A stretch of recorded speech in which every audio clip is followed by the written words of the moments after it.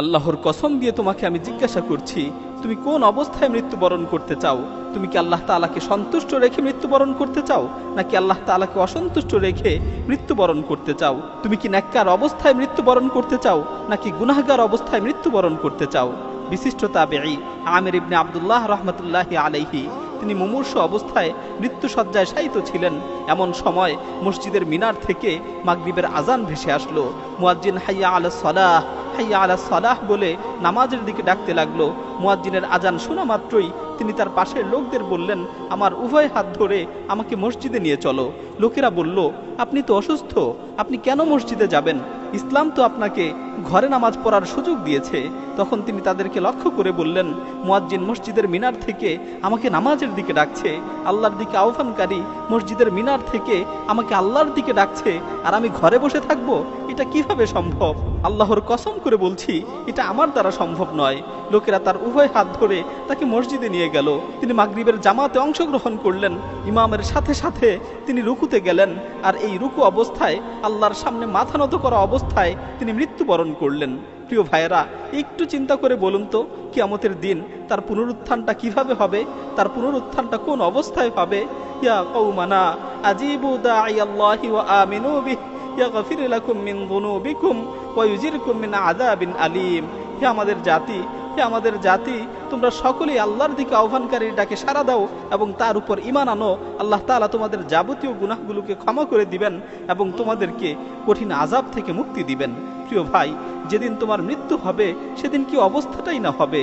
যেদিন তোমাকে কাফনের কাপড় পরিধান করা হবে সেই সময়টা কতই না কঠিন হবে। যেদিন তোমাকে নির্জন অন্ধকার কবরে একাকী রেখে আসা হবে সেই মুহূর্তটা কতই না ভয়াবহ হবে। মৃত ব্যক্তিকে গোসল করাতো এমন একজন লোক বর্ণনা করেন যে একবার গোসল করানোর জন্য আমার কাছে একজন মৃত ব্যক্তিকে নিয়ে আসা হলো। আমি যখন সেই মৃত লাশটিকে গোসল করানোর জন্য তার কাছে গেলাম এবং তার চেহারা থেকে কাপড় সরালাম, তখন আমি ভয়ে আঁতকে উঠলাম। আমি দেখতে পেলাম সেই মৃত ব্যক্তিটির চেহারা বিকৃত হয়ে গেছে। তার চেহারা কালো হয়ে এতটাই ভয়ঙ্কর আকৃতি ধারণ করেছে যে আমি এক মুহূর্তও সেখানে দাঁড়াতে পারলাম না। আমি ভীত সন্ত্রস্ত হয়ে সেখান থেকে বেরিয়ে আসলাম। বের হয়ে আমি দেখতে পেলাম একজন লোক দাঁড়িয়ে আছে। আমি তাকে জিজ্ঞাসা করলাম, এই মৃত ব্যক্তি আপনার কি হয়? সে বলল, আমার ছেলে। আমি তাকে জিজ্ঞাসা করলাম, মৃত ব্যক্তির এই ভয়াবহ অবস্থার কারণ কি? তার পিতা জবাব দিল, এই অবস্থার কারণ হচ্ছে সে নামাজ পড়তো না। এই অবস্থার কারণ হচ্ছে সে কখনোই নামাজ পড়তো না। তখন আমি তাকে বললাম, এই ব্যক্তিকে গোসল করানো আমার পক্ষে সম্ভব নয়, আপনারাই তাকে গোসল করান। আর যে ব্যক্তি নামাজ পড়ে না, ইসলামে তার বিধান হলো সে মারা যাওয়ার পর তাকে গোসল করানো হবে না, তাকে কাফনের কাপড় পরিধান করানো হবে না, তার জানাজা আদায় করা হবে না, তাকে মুসলমানদের কবরস্থানে দাফন করা হবে না, বরং তাকে কোনো এক বিরান ভূমিতে নিয়ে যাওয়া হবে, কোনো এক মরুভূমিতে নিয়ে যাওয়া হবে।